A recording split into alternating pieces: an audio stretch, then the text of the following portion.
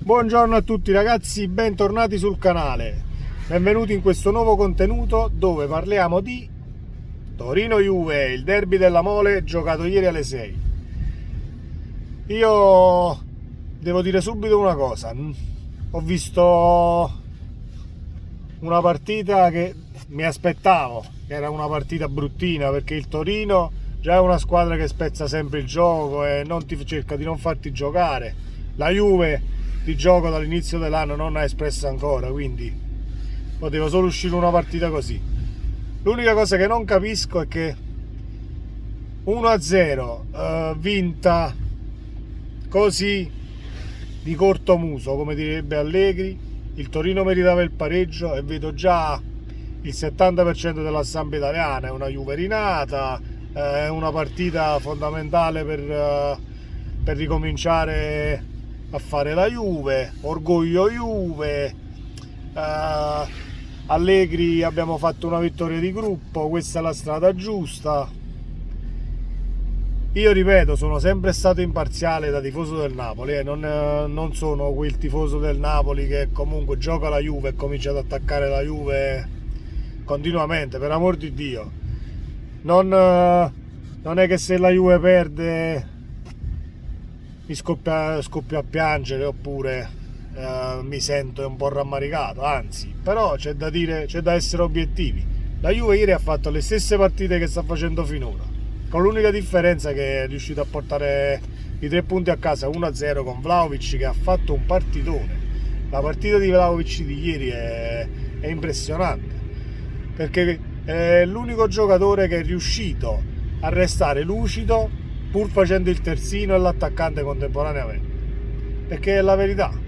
Poi ce la prendiamo con Kean, che Milik è più forte di Kean, Petagna forse è più forte di Kean, ho sentito qualche tifoso ancora.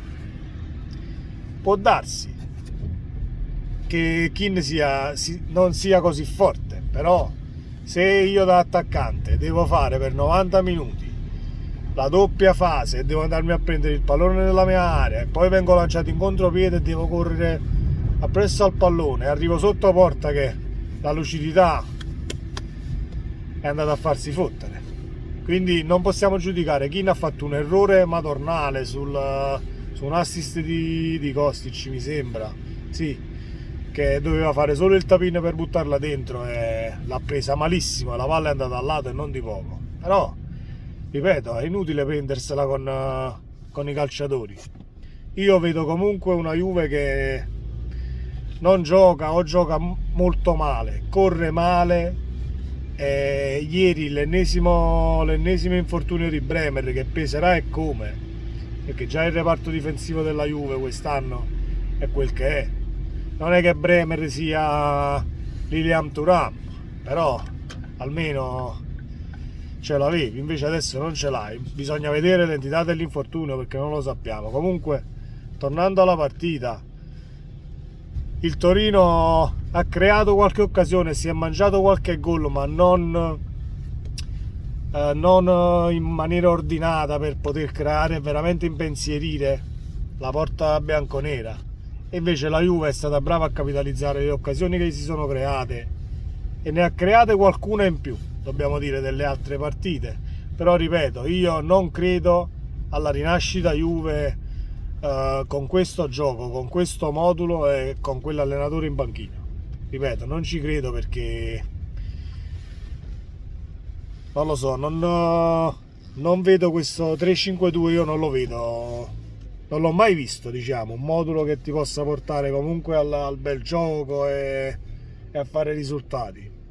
Però c'è chi lo rende fattibile e chi no. Per esempio prendiamo Conte ci gioca col 5-2, però stiamo parlando che Conte fa delle partite state, a parte la rosa che ha al Tottenham e le rose che ha avuto, che possiamo anche dire che siano diverse da quella di Allegri di adesso, però il problema di Allegri è l'allenamento, come ci si allena. L'ha detto stesso Danilo, le dichiarazioni di Danilo della settimana scorsa, cioè la settimana scorsa, dopo il Maccabi, cioè i giocatori della Juve chiedono di allenarsi bene. Quindi di che cosa parliamo? È inutile che ce la prendiamo con Keane che ha sbagliato da 2 metri e quell'altro che non azzecca un passaggio. Cioè è così. Ragazzi, se non ci si allena bene la domenica si fa cirecca sempre. Poi, io l'ho detto già in qualche video passato, per me, se la Juve vuol giocare con questo modulo e vuole fare risultato, deve giocare con Milik Vlahovic tutte le partite. Perché Vlahovic è la punta che, se è supportata da quello dietro, ti gioca.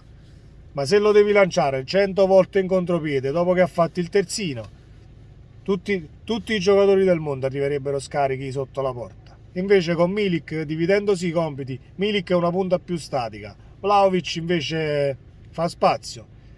E infatti la Juve, i gol che ha fatto finora, i punti che ha portato a casa, alla fine il 75% delle occasioni le ha create quando aveva Milik e Vlahovic in tutte e due in mezzo al campo.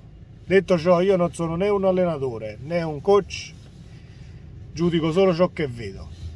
Ieri il Torino avrebbe meritato il pareggio, sarebbe stata una grandissima partita da pareggio secondo me. Ha spuntato la Juve, va bene così, anche perché voglio continuare a vedere Massimiliano Allegri sulla panchina bianconera.